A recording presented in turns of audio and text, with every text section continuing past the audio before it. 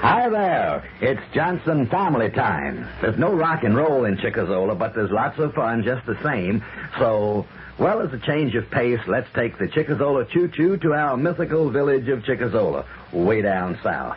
Before we drop in, though, let's stop at a way station. Our sponsor would like to board.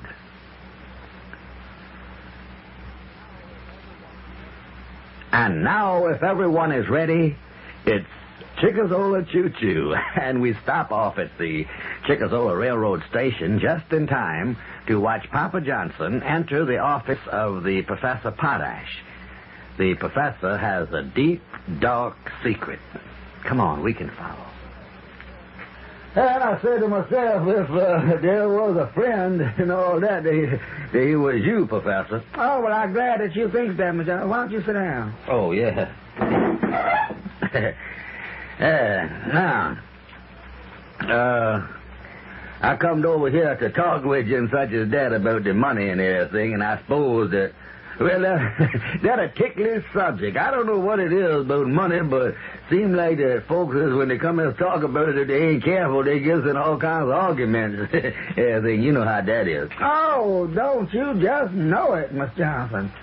In fact, I'm about ready to get into argument with you. Yeah. Oh, can't you just tell it? I mean, you went in there and told the lawyer Philpotts and them where you and me hid that money in the cave of the Four Winds, didn't you? Well, yeah. Yeah, you and me, you know, we took the money from the gangsters. That is, we found it where they put it, and you was a hero because you captured the gangsters by getting them up on Buzzard's Beak, and they couldn't get down. You sent the sheriff up there after them, and they in jail. And they done told the authorities, and they turned us at the law and all that stuff, that we was the one that took the money away from them, where they done hid it, and everybody know now that we is the one that done re-hid the money, and naturally, you know, we got to go back up there and get it and bring the money down here and get it to the people so they can put it back in the bank again.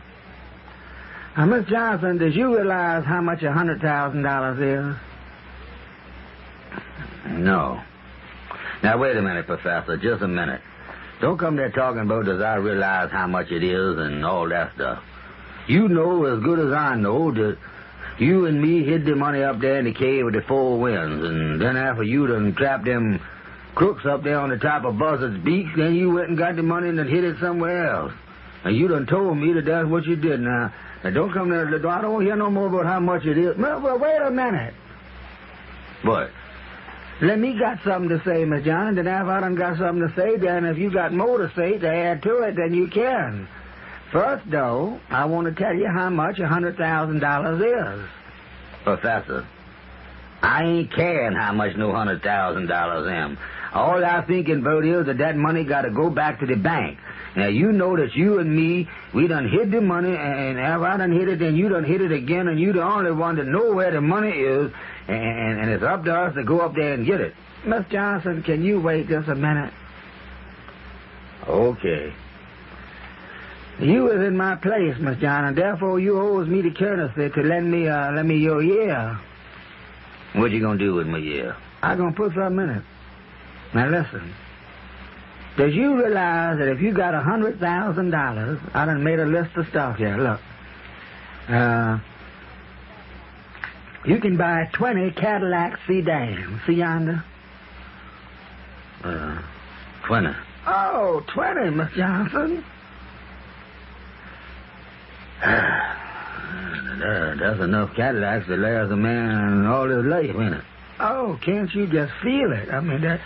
And besides that, let's put it this way.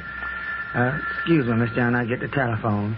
Before I get the telephone, though, there's something I want to ask you. What's that? Is you going to keep this a deep, dark secret? Oh, yeah. I ain't going to say nothing to nobody. Excuse me, then. Hello? Yeah? Oh, I'll tell him. Goodbye.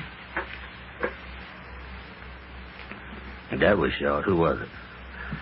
Miss Philpotts wanted to know was you up here, and I told him yes, and he say that he would drop by and see you before you went home? Well, what does he want to see me for? I don't know, Miss Johnson, but I do know that you done promised to keep this a deep, dark secret. $100,000, Miss Johnson. With that much money, we could rent ourselves a yacht and take a trip around the world and even stop off at the Yazoo Islands and pitch some woo in Yazoo and such as that. And we might even go to Bermuda or someplace.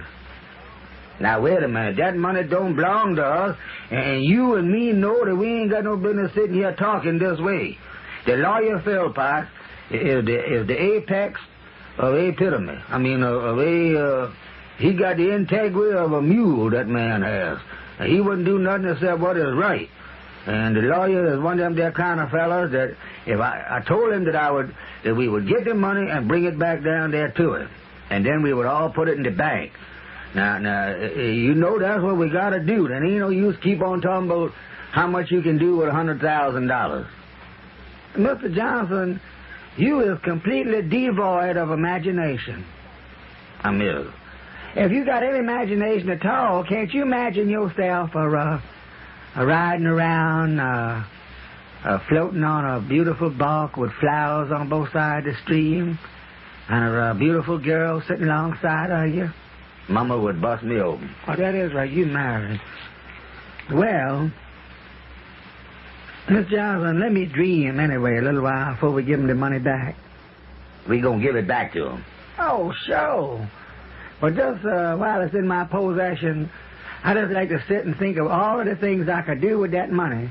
And then when we does give it back to him, I can say and give myself all the credit in the world, because I say to myself, just think, you turned your back on all of them wonderful things that you could do with that money and give it back to the people. If I don't have time to think all them wonderful things, I won't be as big a hero as I ordinarily would have been if I give myself some time to think. You see? Oh, come in, lawyer. Hi, Johnson. Hi, Professor. Nobody followed me. I came on down. I wanted to talk to you fellas. This thing has gotten quite serious, you know. They've captured according to, that is, the professor is the one that had the sheriff come up to Buzzard Beach and pick up the bank robbers, and they're in jail, and they're paying for their crime, and now all that remains is to get the money and bring that back to the bank. Yes, sir. Well, we're going to do that right now, lawyer. Right, Professor? I guess I done dreamed enough, yes, sir. I know that it's the thing to do. Yeah. Gentlemen, come here. What is it? What is it, Mr. Philpott? As you gentlemen know, I am a man of great honesty, foresight, and integrity. Oh, yes, sir. We know that. I'm just wondering if a man of my integrity should turn that money over to the crooks that run that bank or not. Crooks that run what bank? I didn't know there were no crooks in the bank. Is the crooks running the bank? They are just as crooked as they can stick. Do you know what would happen if you came over there and borrowed $100 on your house? And if you didn't pay that $100 back at the proper time, they would take your house and home and dispose of it, sell it at the public auction block, and leave you homeless? Well, just the banks have to do that, though, don't they? Johnson, I'm talking about how crooked they are.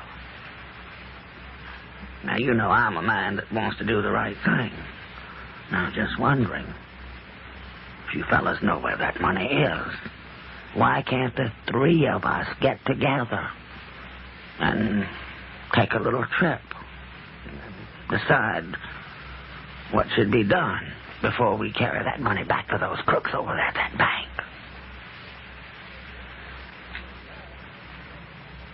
Well, it looks as though the lawyer Philpott has thrown his integrity to the four winds and joined some of the thinking that's been going through the heads of Papa Johnson and the professor.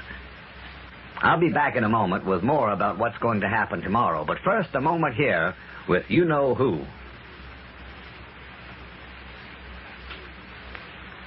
Thank you, you-know-who. And this is Jimmy Scribner, hoping that you'll join us at the same time tomorrow for more fun in Chickazola Town. Until then, thanks for today, and goodbye, everybody!